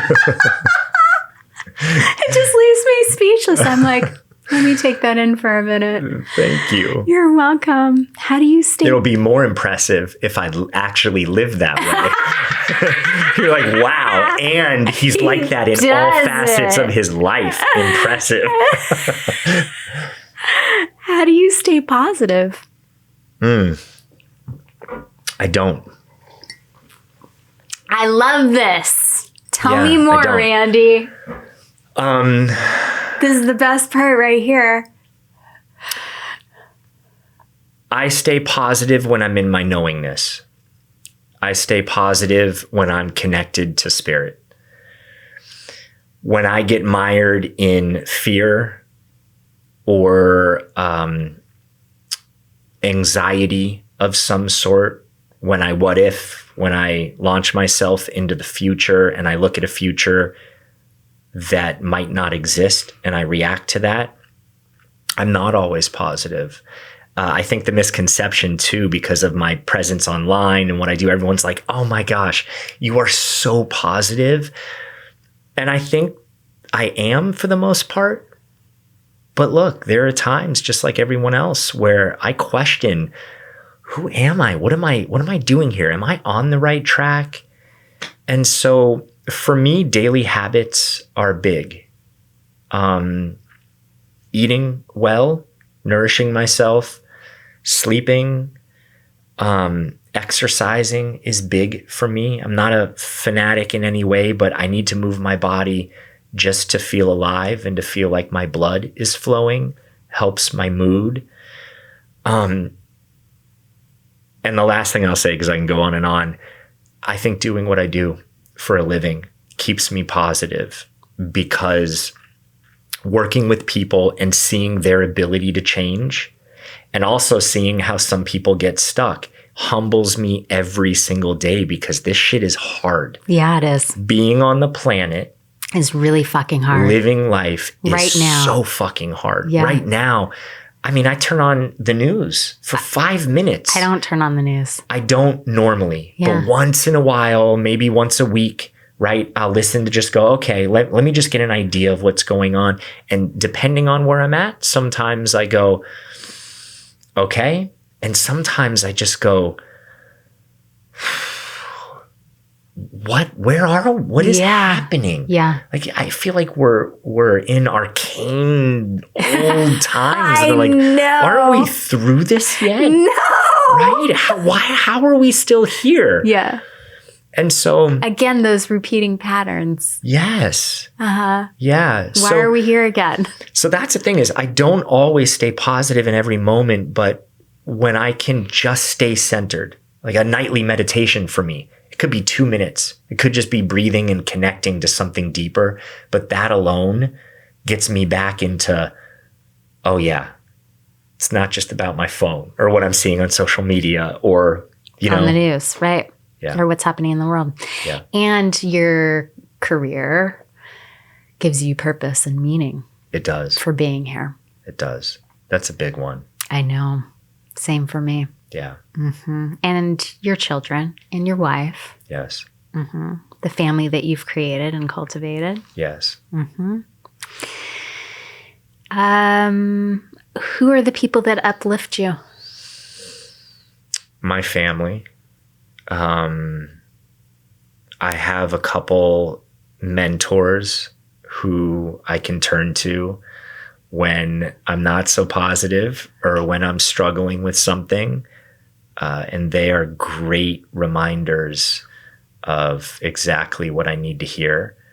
I am such a fan of everyone having that person. Me too. And to search that out. Mm-hmm. I really, we are not meant to do this alone. And just like anything else. So for instance, later today, I got 12 sessions of a personal trainer at a gym. I haven't done this for about 5 years, but I just know, like, I'm in pretty good shape, right? But I want more. I want a depth. I want more mobility. I want more of things that I don't know. And I know that I can't get that on my own or an app. I need someone to talk me through something. And so on the way over here, Andrea, I was just thinking, I'm really proud of myself for doing that, because I give so much to other people and in the work that I do. And I'm not always the best at spending money on myself for things like that. Yep. I'm like, you know what? I'm going to do this because I know that I need some up leveling in that area. And I was thinking, I hope that, you know, even if it's a free resource, go search it out. Go to the library and get a book, anything, listen to a podcast, but search it out. Know that you can't do it alone, and you don't have to struggle alone either. Because we're interdependent. Yes.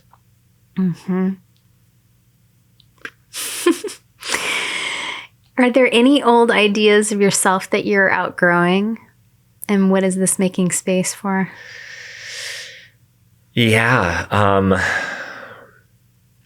I'm outgrowing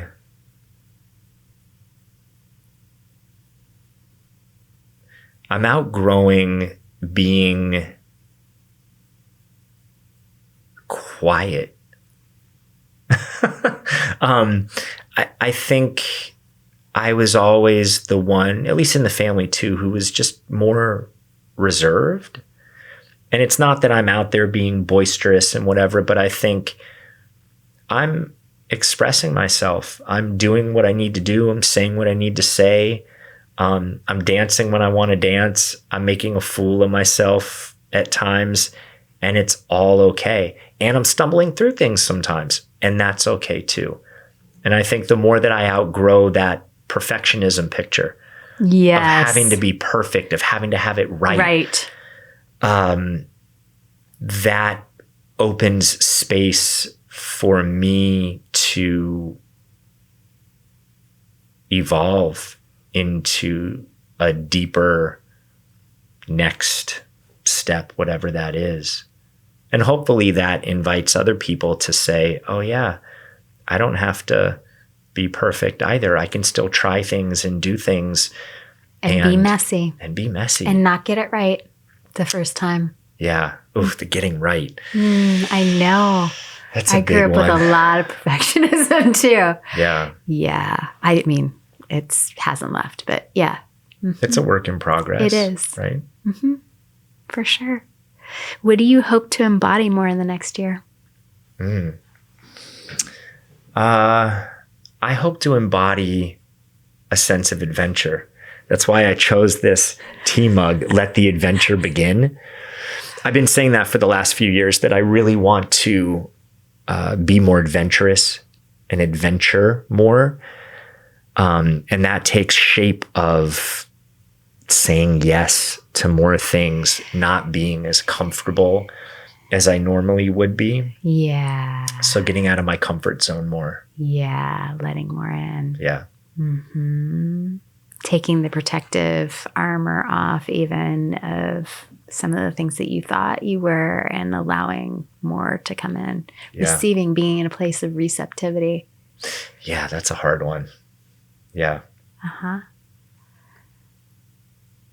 How do you feel we can incorporate more love for ourselves and for the world around us?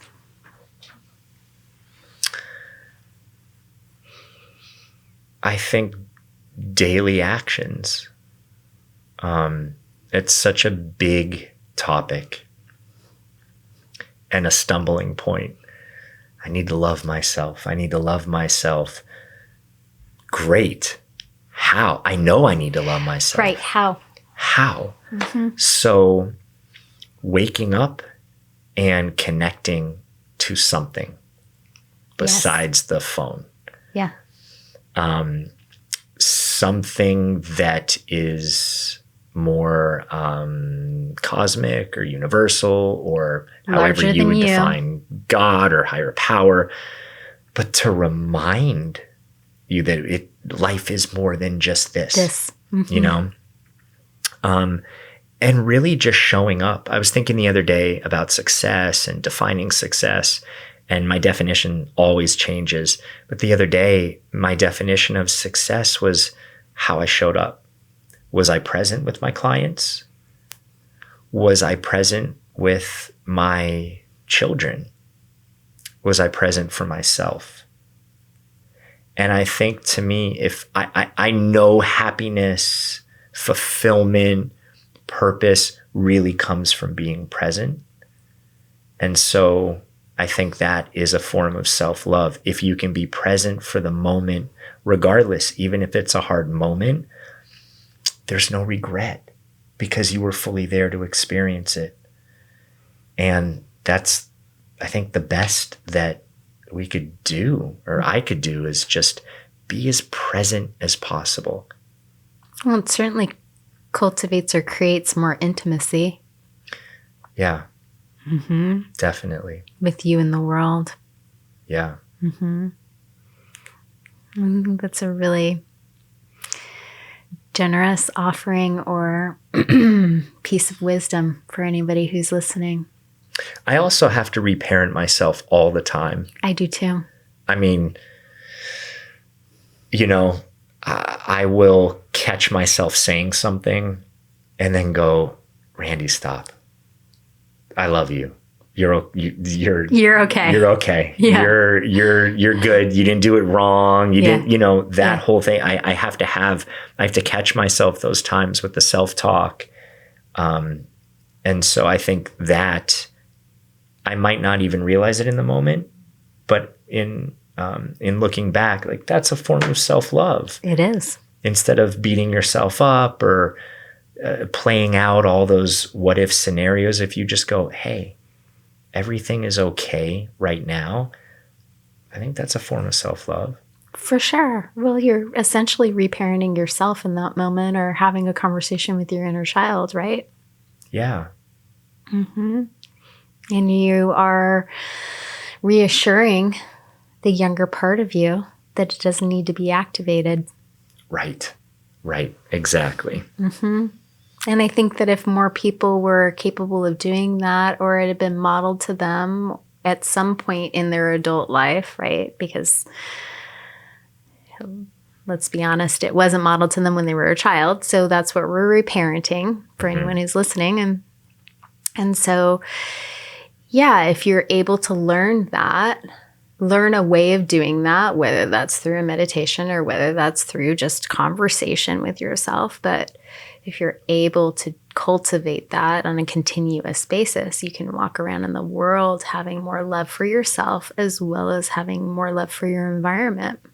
Yes, totally. It's so interesting when you think of the way that you would talk to your child or small children, and then the way that we talk to ourselves at times. And it's so brutal and it's so drastically different that I think a very easy tool to remember is, if you could talk to yourself the way that you would talk to your child or a small child or an animal that you love, that is self-love right there. Just that. If you only did just that throughout the day, you will love yourself more. You will have more of a relationship with self. I agree. I always tell people, pretend, if they have a child, or if they don't, go get a picture of yourself at age 7, 8, whenever. Yeah. And pretend they are walking around holding your hand all day long. And if the conversation you're having with yourself isn't one that you would have with them, then that's probably some more awareness around whether or not you should be talking to yourself that way, or talking to, or bringing that person around to experience something that is unhealthy for them. If it would upset them, right, then it's not good for you either. Exactly. Because that person is never, you're always attached, right? So it's never going anywhere. Yeah, that's the number one attachment. Yes. Is you with self. Yes. Mm-hmm. Yeah. Well, thank you for that. And I think we've talked a while today, so I really appreciate that. And I appreciate everything that you shared. Thank you. It's been so fun. You asked great questions that I've never been asked before. Oh, good. That's my goal. Yeah. So thank you for that. And I look forward to how our relationship continues to evolve outside of here too, potentially. Yeah. I'd love to stay in touch, but thank you again for coming. And thank you to everyone that's listening. And I will definitely leave more information about you below in the show notes and below this video. And wonderful. Thank you for having me, Andrea. It's been a pleasure. Thank you so much. I really appreciate you. You too. I appreciate you. Yeah.